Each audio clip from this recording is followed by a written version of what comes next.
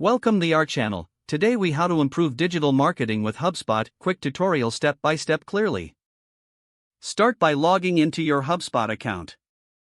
Once you're logged in, navigate to the Marketing tab on the main dashboard. Under Marketing, select the Email option to create an email campaign. Click on the Create Email button to start a new project. Choose an email type that aligns with your campaign goals, such as regular, automated, or blog. Fill in the details like the email name, subject line, and preview text. Design your email using HubSpot's drag-and-drop editor. Add personalized content to enhance engagement with your audience. Use the contact list tool to target specific segments of your audience effectively. Once your email design is complete, send a test email to review. After verifying the test email, schedule or send your email blast. Next, navigate to the Social tab in the Marketing section. Choose Social Posts to create posts for your social media channels. Select the accounts you wish to publish to and compose engaging content.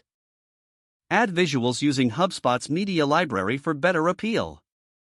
Schedule your posts to maximize reach and visibility. Now, head to the Analytics section to assess the performance of your campaigns. Review key metrics such as open rates, click-through rates, and conversions. Use this data to identify areas for improvement in future campaigns.